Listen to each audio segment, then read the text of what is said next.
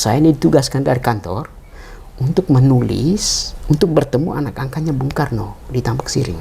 Begitu Nusia peluk saya, langsung dia tersaran, Mbak ini teman saya sama-sama di Suryadi.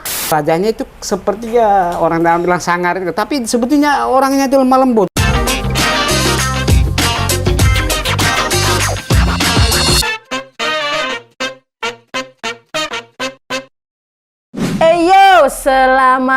Selamat hai para teman-teman semua di rumah, bapak mama, abah saudara semua. Ini ame, brosis, semuanya ya kita sebut ya dengan sapaan apa saja. Teman-teman, hari ini saya duduk di sini belum lengkap jika tanpa seseorang yang mendampingi. Bukan pacar ya, bukan pacar, bukan pendamping hidup nih. Tapi kita harus didampingi seorang yang bisa memberikan motivasi untuk kita ya teman-teman semua di rumah ya, atau dimanapun kalian berada. Mungkin ada di rumah, ada yang di sekolah, atau ada yang di mana saja. Kita hari ini saya sudah akan kedatangan tamu ya hari ini karena beliau ini super sibuk ya dengan kegiatan-kegiatan beliau ya. Jadi susah nih buat saya untuk mengatur schedule untuk beliau ya. Walaupun beliau ini sudah pensiun. Nah, pensiun dari mana? Buat apa? Beliau ini siapa sih? Siapa dia? Ini kita harus tahu nih ya. Kita harus tahu beliau ini siapa dan apa yang akan dia sampaikan di podcast kali ini teman-teman semua. Oke? Halo Om Oni. Ya, apa kabar? Baik-baik. Luar biasa. Saya agak gugup Om Oni. Saya yang gugup, kan harusnya Om Oni yang gugup. Ini saya yang gugup Om Oni. Ya. Om tanya, kenapa Om? Tanya dong kenapa Om? Kenapa? Biar saya menjelaskan. Kenapa Ani gugup? Karena saya saat ini berhadapan langsung dengan guru dan juga mentor saya. Siapa namanya? Namanya Hieronymus Modo. Oke, betul. Om Oni ini dulu tuh menjadi salah satu panutan ya Om Oni ya, sebelum Om Oni pensiun nih. Iya. Karena Om Oni dulu kan menjadi mentor, jadi istilahnya bos kita di kantor nih Om Oni ya. Dengan segudang pengalaman Om Oni ketika masih menjadi seorang jurnalis. Dan bahkan sekarang kita tahu waktu saya berkunjung ke rumah Om Oni kan Om Oni masih saja menulis, ada laptop, buku-buku dan sebagainya. Wah, ini berlangsung lama nih Om Oni ya. Ini yang buat saya gugup nih Om Oni. Karena langsung biasa dulu kan dapat marah tuh. Saya kan masih dapat marah. Ani, ini jam berapa nih kau datang ke sini? Ani nih kau tulis apa nih? Segera datang ke kantor. Gitu Om Oni. Nah, sekarang saya sudah berhadapan langsung dengan mentor yang luar biasa. Om Oni apa kabar? Baik. Luar biasa ya. Masih seperti yang dulu nih Om Oni. Tidak ada perubahan ya Om Oni. Begitu kah? Iyalah. Masih dengan kacamata, masih dengan senyum Om Oni seperti dulu. Hanya mungkin sekarang tidak kelihatan kalau Om Oni marah-marah ya. Ya, tidak marah-marah, marah dan siapa? Marahin diri sendiri juga tidak bisa. Oke, Om Oni, ini kan Om Oni kan sudah lama menjadi seorang jurnalis. Iya, betul. Bahkan dari tahun 80-an ya Om Oni. 84 ya. 84 ya Om Oni ya. Ini kan tentu banyak kisah-kisah menarik dan juga menantang ya Om Oni ya. Ya mungkin bagi jurnalis-jurnalis yang masih awal seperti kami ini mungkin belum banyak pengalaman. Nah ini nih kita nih pengen minta Om Oni sharing sama kita nih, mengenai pengalaman Om Oni ketika menjadi seorang jurnalis. Maksudnya dari kapan sih Om Oni ini menjadi jurnalis? Persis di tahun berapa? Oke, terima kasih Ani. Saya awalnya itu karya jurnalistik saya dari Dian. Dari Dian. Dian, SKM Dian ya, surat kabar mingguan Dian yang terbit 2 minggu sekali. 2 minggu sekali. Jadi dalam sebulan itu dia dua edisi. Terbit di mana kali itu? Terbit di ND. Di ND. Miliknya ini Profesional ND. Nah, jadi miliknya Pastor ya. Iya. Lalu kemudian saat saya jadi wartawan Dian 984, itu saya masih kuliah. Om kuliah di mana waktu itu? Di Undana, saya ambil jurusan geografi. Alumni Undana. Jadi waktu itu pimpinan Dian waktu itu Pater Gabriel Goran SPD. Lalu saya coba, saya pertama kirim saja, saya mau ikut jejaknya Pak Frans Sarong yang kemudian dia dari wartawan Kompas. Dia juga waktu itu masih mahasiswa. Kakak tingkat berarti ya Om? Kakak tingkat di atas saya ya berapa tahun ya, jauh. Lalu kemudian dalam perjalanan saya sepertinya berminat nih tulis. Kadang saya lepas kuliah itu. Karena lepas kuliah? Ya karena kadang berjalan waktu Pak Ben masa periode pertama itu saya ikut bersama dengan wartawan lain ke daerah-daerah. Itu tugas kuliah Om tidak terbengkalai itu Om waktu itu? Tidak, saya merasa tidak karena bukti saya selesaikan. Tapi ini memang benar nih, Om Oni ini Benar. terkenal dengan disiplinnya yang sangat Iya, tinggi benar. ya. Iya.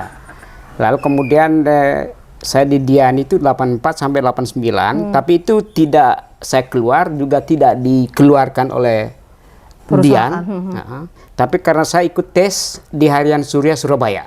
Harian Surya Surabaya, tahun berapa itu Om waktu ikut tes? Saya ikut tes tahun 89, saya berangkat ke Surabaya pertengahan September, pertengahan atau minggu kedua September ke Surabaya karena tes waktu itu Oktober. Tesnya Oktober, kami ratusan orang, saya tidak bisa sebut angka pasti, tapi ratusan orang dari berbagai perguruan tinggi dan banyak dari UNER Surabaya, lalu dari Undana, dari Kupang saya sendiri. Berarti istilahnya dari NTT Om sendiri nih waktu itu? Iya, kebetulan waktu itu saya direkomendasikan oleh Om Dami. Om Dami waktu itu wartawan Kompas di Om Dami Kupang. Godo ya? Iya. Tapi rekomendasi ini tidak menjamin untuk saya lulus. Itu prinsip dari situ. Lalu saya berangkat ya dengan itu seperti yang saya pernah ceritakan ke Ani, itu dengan jasa beberapa kenalan saya yang notabene mereka adalah pejabat. Betul. Nah, akhirnya saya jadi berangkat ke Surabaya dan sampai di Surabaya saya diterima Pak Max Margono yang saat itu dia wartawan Kompas di Surabaya tapi dipercayakan oleh Kompas Gramedia menjadi redaktur pelaksana Harian Surya. Mendampingi Pak Valens Doi sebagai pemimpin redaksi. Almarhum ya? Almarhum. Lalu waktu itu pemimpin perusahaannya orang-orang di sana, Ibu Mardiati. Lalu kemudian saya ikut tes dan saya salah satu dari sekian puluh orang yang lulus. Teman-teman saya yang masih ada sekarang di Tribun itu Feby Mahendra, Feby Mahendra Putra, lalu kemudian yang sekarang di Kompas.com kalau saya tidak salah itu Ahmad Subeki yang kemudian teman-teman panggil dia Beki Bolang. Kompas.com ya? Ya, Kompas.com.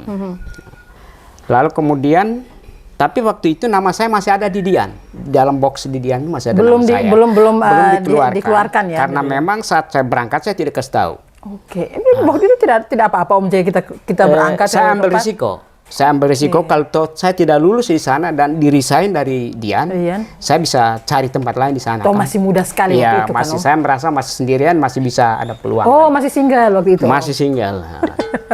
Lalu hasil tes saya salah satu yang lulus. Setelah lulus diumumkan, pertamanya SK saya itu ditempatkan di Kupang. Di Kupang. Tapi dalam 1 hari diubah kembali dan saya ditugaskan ke Bali, ke Denpasar. Tidak keberatan tuh Om, ini kan SK-nya sudah 1 hari di Kupang nih. Dalam 1 hari diubah ke Bali. Iya. Tidak keberatan, sudah senang-senang nih kembali ke Kupang nih, ke tanah NTT nih. Terus saya tidak keberatan karena justru saya lebih pingin bukan ke Kupang. Bukan di Kupang. Tapi saya pingin di luar Kupang. Sehingga ada pengalaman di daerah-daerah lain. Dan apa yang saya harapkan itu, saya ditugaskan ke Bali dan itu pengalaman saya itu berangkat jam 1 malam dan kereta api ke Banyuwangi.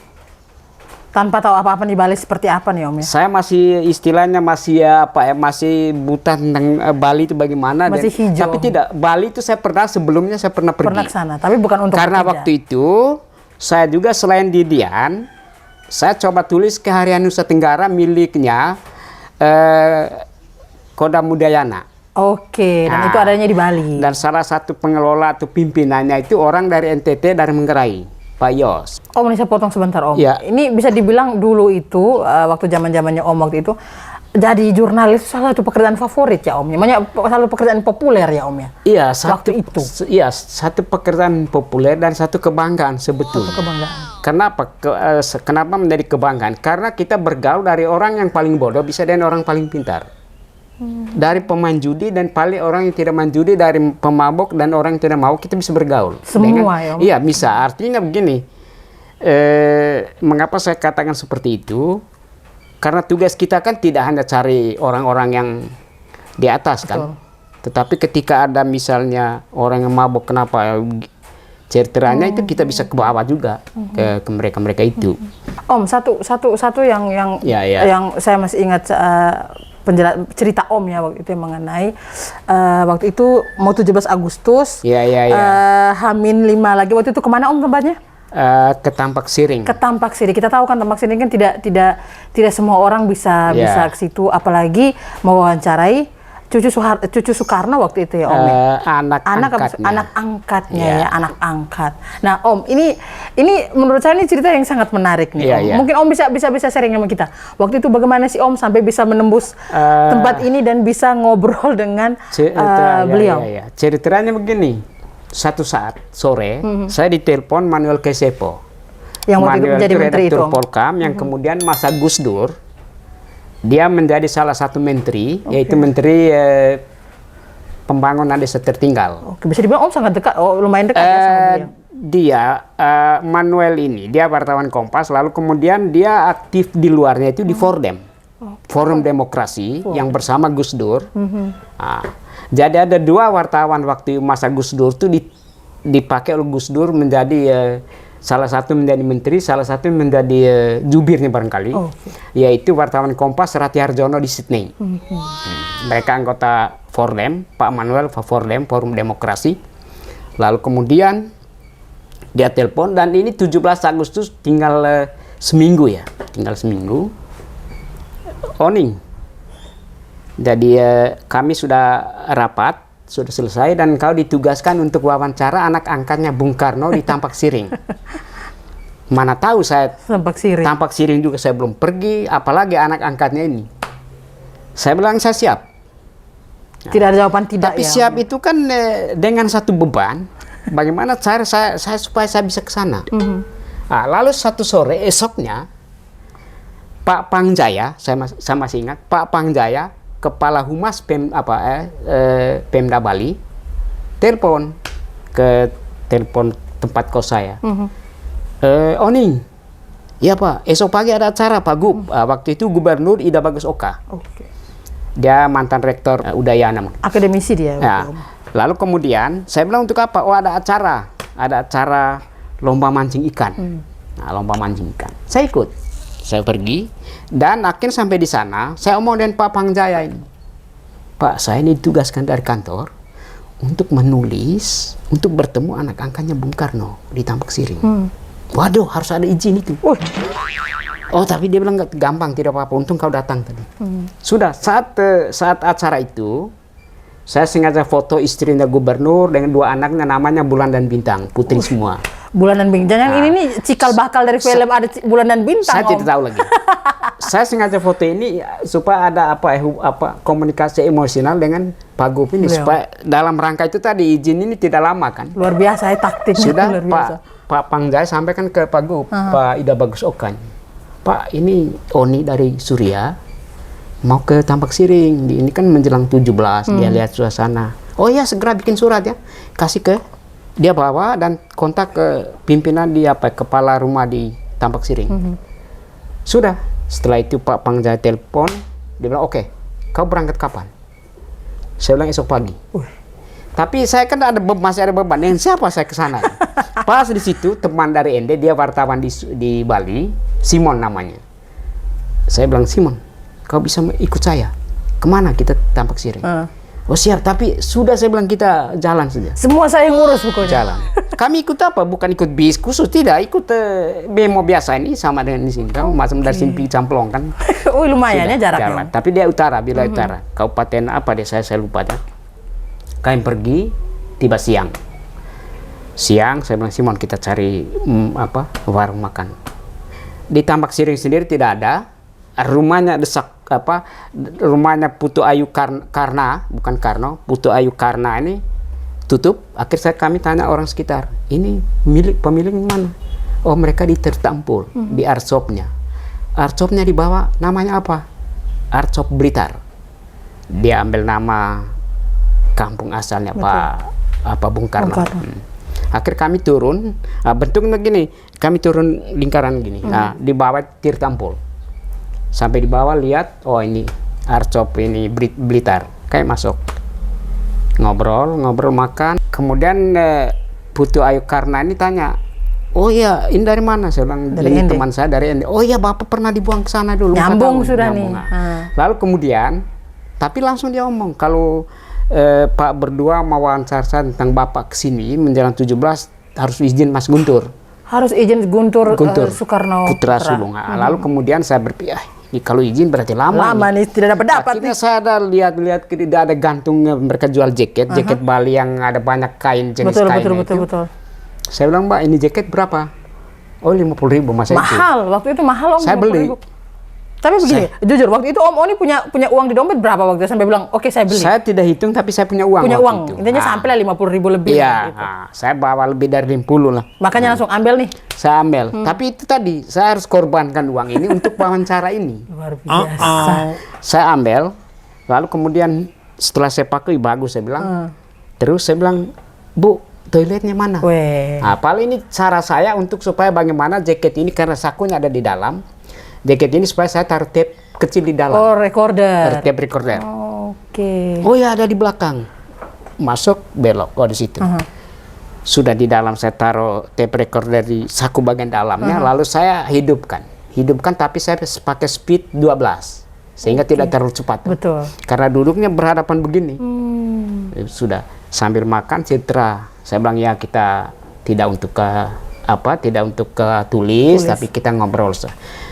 Biasanya Bapak dulu kesini menjelang 17 berapa minggu sebelum 17? Ya biasanya 1 minggu sebelum 17 Bapak ke Tampak Siring. Bung Karno sering ke Tampak Siring. Bung Karno ke Tampak Siring. Di sini dia bilang Bapak itu sore-sore ngobrolin orang-orang kampung, ikat kain, lalu kemudian bakar api unggun di tengah kampung, lalu mereka duduk berkeliling bersama orang-orang kampung lalu bercerita. Itu kebiasaan Bung Karno dulu. Kebiasaan di Bung situ. Karno. Itu menurut angkatnya ini, Putu Ayu Karna ini.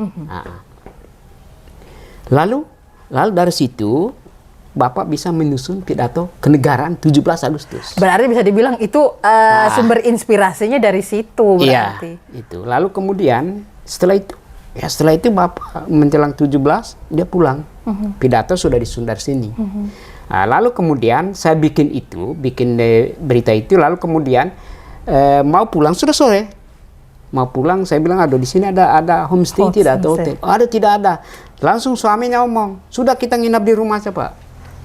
Tanpa babi bu bebo. Iya, nginap di rumah. Kami jalan kaki jadi antara Istana Negara dan Wisma Negara dan Wisma Merdeka.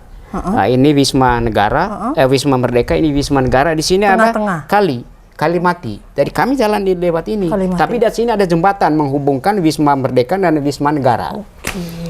Itu. Lalu sampai di rumah ngobrol lagi tentang yang kami ngobrol di Arsop tadi, di Arsop Blitar itu soal Bung Karno ini. Berarti ini istilahnya dalam hati Om Oni, ini nih yang saya tunggu wawancara nih. Terus pada saat tidur, saya dan Simon ini satu tempat tidur, lalu ada selimutnya tebal, kan dingin di situ. Saya ambil headset, saya coba, Simon coba jangan sampai gagalin rekaman. Setelah coba terang semua, saya bilang sudah hidup sudah. Nah, sudah. Setelah selesai di rumah, langsung kami mau melihat Tampak Siring. Tampak Siring. Lalu kemudian petugas yang memandu saya itu ngomong, Pak, karena dia lihat saya bawa kamera. Betul. Dia bilang masuk di sini tidak boleh foto. Karena sebetulnya 2 minggu sebelum 17 ini tidak boleh dibuka untuk siapa saja yang mau masuk. Itu ada ritual atau apa sih? Bukan, artinya itu memang diperintahkan dari Jakarta. Tapi karena Pak ada izin dari gubernur, dari Pemda, sehingga kami izinkan masuk. Lalu dia bawa saya sampai di tempat kamarnya Bung Karno. Di situ saya tidak bisa masuk kamar. Sampai di pintu saya rasanya bulu kuduk berdiri. Karena situ memang seperti di Ende, ada meja kayu, lalu ada kursi-kursi kayu. Lalu jendelanya itu ke bawah. Dia agak tanah miring begini. Di bawah ini tirta ampol. Jadi kalau melihat ya dekat sekali. Apa yang Om rasa waktu itu sampai tidak berani melangkah ke dalam lagi? Saya rasanya mau katakan angker juga tidak. Kalau angker kan hal negatif kan. Tapi semacam ada kekuatan apa itu kan. Jadi tapi saya tetap masuk. Walaupun masuk. hanya beberapa menit saja. Karena diizinkan, daripada saya pikir ini kali saya datang kan tidak mungkin. Oke, kalau lain kali datang tidak mungkin diizinkan tahu. Itu. Setelah itu kami pulang saya tulis kemudian esoknya kirim ya. Kirim akhirnya di halaman 1 yang kita di Pos Kupang sekarang itu angker bawah itu. Oh, angker bawah. Angker situ akhir saya tulis waktu itu Putu Ayu Karna mengenang Bung Karno. Putu Ayu Karna mengenang Bung Karno itu di halaman 1. Lalu Manuel Kasepo telepon saya, dia bilang kau berhasil, kau sukses. Karena waktunya hanya singkat 3-4 hari saja, itu seharusnya tidak bisa karena harus izin kan. Oke. Itu. Lalu kemudian saya kembali ke Surabaya. 4 bulan kemudian, setelah 4 bulan di situ saya kembali ke Surabaya. Oke. Nah, saya ini pengen tahu satu hal nih. Nah, dulu nih kan Om bilang tadi bahwa wartawan atau jurnalis itu kan menjadi salah satu profesi yang dibanggakan. Dibanggakan, yang digandrungi lah waktu itu. Sampai Om juga dari Kupang juga rela-rela datang sampai ke Surabaya untuk ikut tes di Harian Surya. Nah, Om, ketika dulu menjadi wartawan, pernah tidak ada kisah-kisah yang masih diingat sampai sekarang? Bukan soal pekerjaan yang Om sudah mengerti lagi, kisah apa biasa. Mungkin ada kisah-kisah percintaan yang tidak selesai, atau percintaan yang selesai, atau percintaan yang terpaksa, atau mungkin ada kawan-kawan atau cewek-cewek dulu yang bisa jalan sama-sama barengan terus, tapi bekerja nih, tapi kena timbul. Nah, timbul apa nih? Om Oni bisa jelaskan nih. Ada kok Om Oni? Oke, ada di Surabaya juga ada. Di Surabaya itu bukan sesama jurnalis. Tapi satu tamat dari UNER, dari FISIP. Kebetulan dia ini teman dari teman saya di Surya. Satu saat saya ke perdagangan karena ada ekspor kayu gelondongan. Nah, lalu itu kan tanggung jawab perdagangan bidang luar negeri kan. Saya ke sana, ternyata dia juga ada ke sana, tapi mereka ada lobby lain karena dia di salah satu ekspedisi. Siapa dia nih, Om? Namanya Irma. Irma. Tugas di Ambon seperti cerita, dan istri saya sudah tahu. Tugas di Ambon itu saya kebetulan dia anak didikan saya. Ya, model kalian waktu di kantor ada yang ini, dia selalu deketin saya kemana saya, bahkan dia mengajak saya ke rumahnya, orang tuanya tahu semua. Nah, lalu satu saat dia bilang, Bung, dia tidak panggilannya Bung nih, di Ambon kan gitu. Hobinya apa? Saya bilang saya badminton. Akhirnya dia punya 2 raket, dia juga hobi itu. Kayak main di hall, itu namanya hall mereka punya, PF KONI punya, main di situ. Dalam perjalanan kami di Ambon kan sama dengan Surabaya, di Jogja pakai becak tuh kemana-mana. Kami udah jalan. Satu saat pergi di kantor bapaknya kerja BNI. Kamu udah dari mana tadi? Saya bilang ini, udah jalan-jalan. Terus saya ini mau juga pacaran juga tidak, tapi saya dekat sekali dengan dia. Dekat sekali. Orang bilang TTM kalau sekarang anak muda, Om. Barangkali. Teman tapi mesra kalau sekarang. Akhirnya orang-orang di kantor, anak-anak di kantor Pos Maluku, waktu itu saya di Ambon itu bantu Pos Maluku. Kami ada 12 orang dari Persda yang sekarang Tribun untuk membantu Pos Maluku yang waktu itu ya lagi hidup Senin Kemis orang bilang. Akhirnya orang-orang anak-anak di kantor itu sudah melihat kami dua ada kedekatan jalan sama-sama, saya sering ke rumahnya baik siang maupun malam. Mereka sudah, saya bilang tidak. Lalu satu saat saya sudah di Pos Kupang, pas arisan di Blok V di atas, di Pak Kanis di BTN, kalau saya tidak salah waktu itu di Om Kanis atau di Vince Batau 6. Terus apa? Dapat surat dari sana, surat ucapan Natal dan fotonya. Saya istri yang terima. Saya jelaskan. Terus. Saya bilang ini teman saya di Ambon. Dia kirimin foto. Fotonya dia? Fotonya dia, Foni. Namanya Foni Litamau Putih. Wih, hafal sampai sekarang, Bapak. Dan kami masih berkomunikasi sekitar 4 atau 5 bulan lalu. Dia sekarang punya satu media online. Dia tanya saya bilang saya sekarang sudah pensiun. Dan saya coba merintis dengan teman-teman, tapi kemudian tidak jadi. Hello Kupang. Tidak jadi karena tidak punya kru. Waktu itu istri ketika terima apa responnya? Tidak, dia merasa ini kan tidak mungkin sudah jauh sekali di Ambon ini. Tapi yang lucu kan waktu satu teman saya, Nusia Margono, yang sama-sama di Surya dulu, waktu itu dia sudah keluar dari Surya, lalu kemudian dia terlibat dalam kasus tim-tim ini UNCR itu. UNCR benar. Dia terlibat di situ, bergiat di situ, lalu kemudian dia ke Kupang untuk ketangani pengungsi. Dia cari rumah saya. Pergilah ke rumah, bawa oleh-oleh untuk sepupu anak. Begitu berpapasan, langsung dia peluk. Tanpa dia sadar di depan kami dua, istri saya berdiri. Itu. Begitu Nusia peluk saya, langsung dia tersaran, Mbak, ini teman saya sama-sama di Surya dulu. Ini teman, ini istri saya bilang, oh tidak apa-apa, Mbak. Permisi, datang peluk begini dong. Saya juga Saya dalam kondisi saya tidak apa-apa, itu teman sama dari Surya. Tapi but juga dong Om. Jantung mau copot Langsung juga tidak, langsung Nusia ini. Nusia tersadar, Mbak ini sama-sama kami di Surya. Terus saya istri bilang, tidak apa-apa Mbak, sudah duduk. Saya bilang, Nusia kau kesini.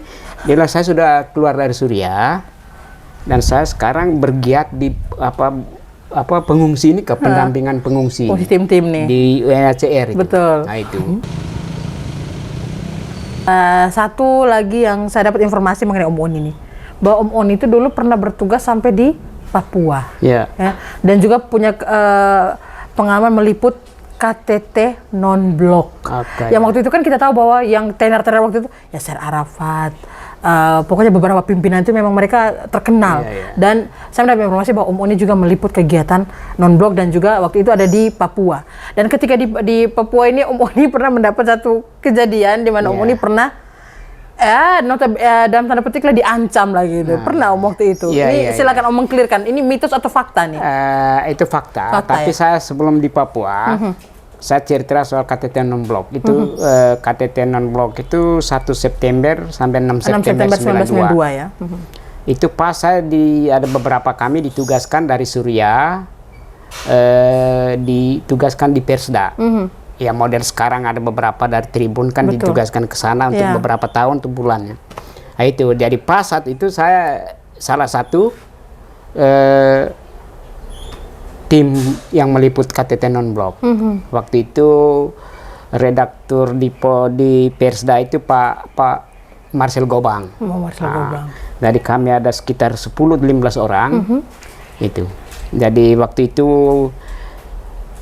ada 102 negara itu. 102 negara. Nah, tapi kan masa-masa itu dulu ketika kita ikut event-event yang bertaraf internasional, itu kita di screening betul di Mabes Polri.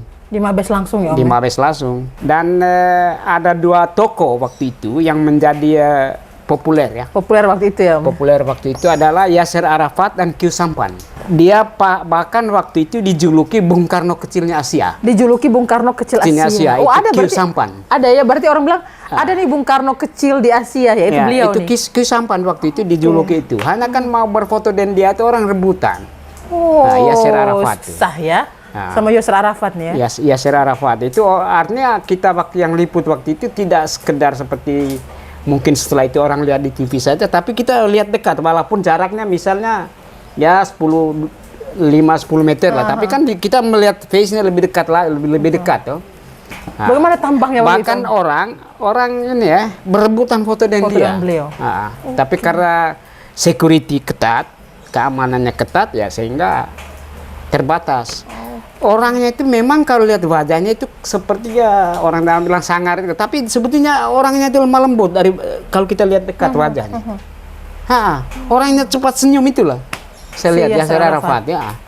Senyum dengan dia bergaya. Q Sampan juga seperti itu. Dia pendek tapi gaya geraknya itu energik ya Om. Energik ya. Itu orang juluk waktu itu Bung Karno kecilnya Asia. Bung Karno kecilnya Asia. Berarti kita sudah dapat nih sosok Bung Karno kecil Asia. Itu waktu itu Q Sampan. Dan untuk meliput itu butuh waktu screening selama 2 hari saja. 2 hari. Ya, paling kan sudah penataran P4 segala macam, Pancasila sudah. Sudah penataran P4, Pancasila juga diuji. Tidak juga, hanya apa saja. Ya P4 itu salah satunya. Waktu itu kebetulan saya kan penataran P4 masa mahasiswa toh. Jadi itulah salah satu yang saya, walaupun mungkin bahasa Inggris waktu jatuh bangun ya, jadi kita tidak ini. Tapi punya kenangan tidak dengan KTT non-blok ini dulu?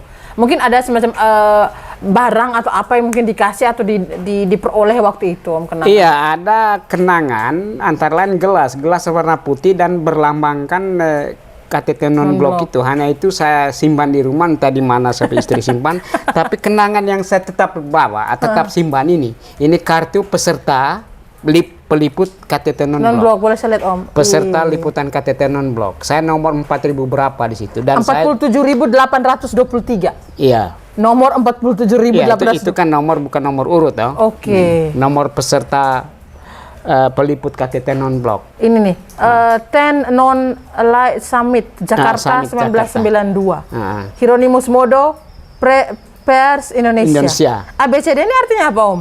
Ini yang boleh kita masuk. Oh. Nah, ini kan di jari apa ya?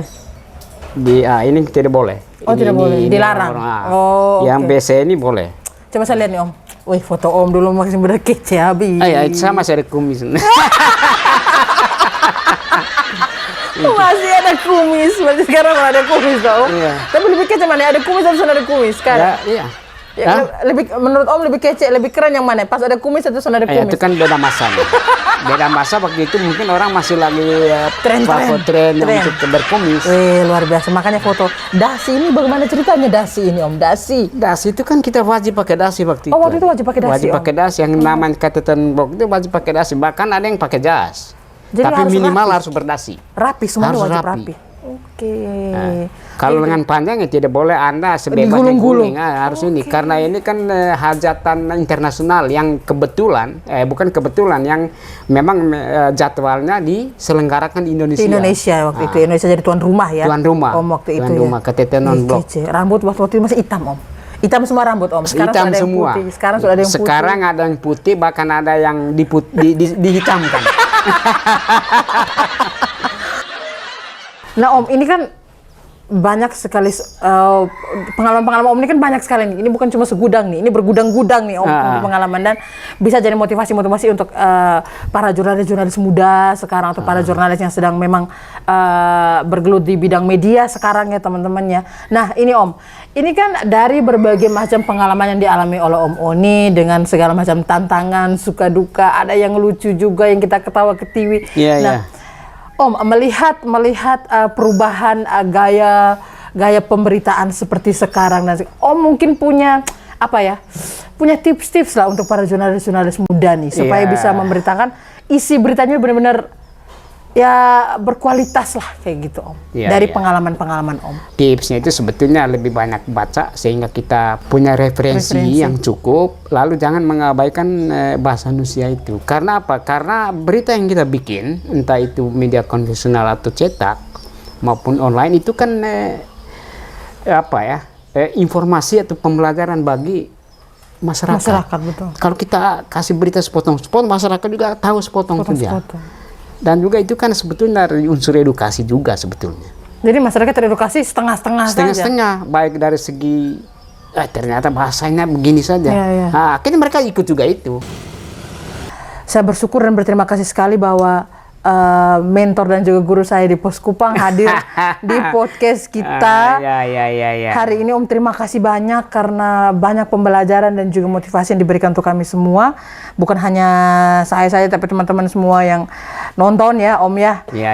Terima kasih banyak Om, sukses selalu. Sehat selalu Om ya. Terima kasih. Jangan lupa kalau panen di kebun info-info Om ya. Biar kita juga bisa merapat Om ya. Oke Om, thank you so much. Saya kira intinya kita saling mendoakan agar kita tetap segar. Betul Om. Jadi saya berharap bahwa besok-besok saya di umur Om saya juga masih segar seperti Om nih. Dan jangan lupa kepada yang di atas. Betul kepada sekali. yang paling tinggi. Betul. Amin. Om, thank you so much Om. Terima kasih banyak. Terima kasih, oke. Thank you Om.